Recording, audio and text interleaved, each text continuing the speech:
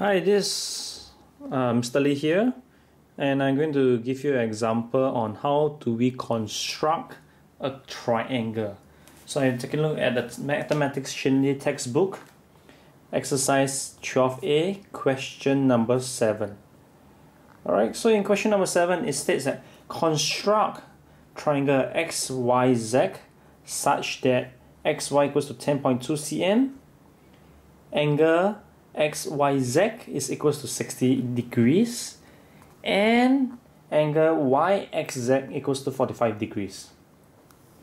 So the final thing that we have to do is to measure and write down the length of XZ. So you can see from this, there are many mathematical verbs and terms inside here. So the first thing they ask me to do, or rather asked to do, is to construct triangle XYZ. That's the first thing that we have to do. After we have constructed XYZ, given that XY equals this, this and this, we have to measure and write down the length of XZ. So these are the two components that we have to take note about. So first, before we start into drawing a triangle, let's take a look. XY equals to 10.2 cm. I guess it's quite straightforward. Just use a ruler and you measure 10.2 and you draw it down. So I have a ruler over here. It starts from 0 to 10.2. Once it's 10.2, you stop over here. Alright, so I'll label this as X. I can label this as Y. You can do the other way. That means X over here and Y over there. It is fine. So now I'm going to take a look. What is angle XYZ equals to 60 degrees? So what does it mean by X, Y, Z, and there's a cap over here for the Y? Okay, just take a look at this. It means that the angle Y, which has a cap, is equals to 60, and this Y is bounded by X and Z. Therefore I have X, Y, Z in this manner, angle 60. So since I know that angle Y is equals to 60 degrees, I'm going to take my protractor, which is used to measure angle. I'll place this over at Y such that the protractor line that I mentioned earlier on falls together with the line at the intersection and the line. So how do I mark off 60 degrees? So let me zoom in a little bit. Okay, from the line is here at 0, so therefore I'll read from 0 all the way until 60, and I will just make a small mark off here. I'll make a small mark off, and therefore I have this mark. What I'm going to do is I am going to draw the angle such that it's going to be, I give myself some leeway, I draw a little longer and just leave it there. So now I'm going to leave it as it is, and I'm going to measure what is my Y.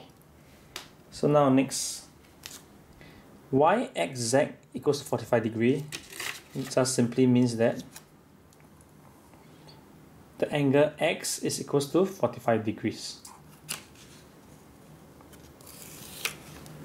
So if my angle, because of this cap over here, I have X equals to 45 degrees.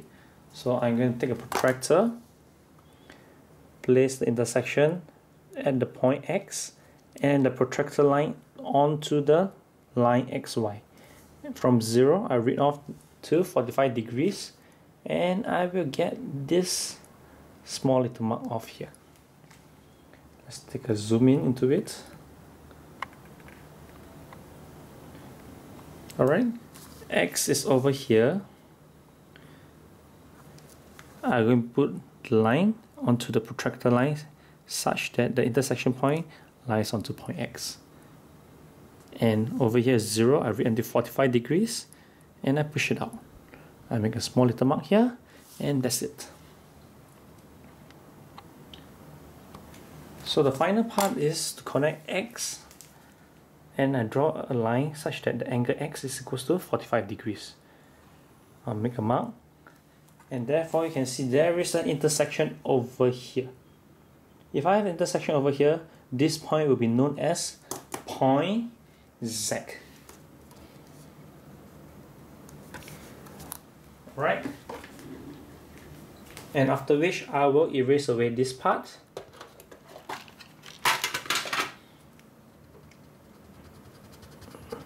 The additional part which is excess, I will wipe it off.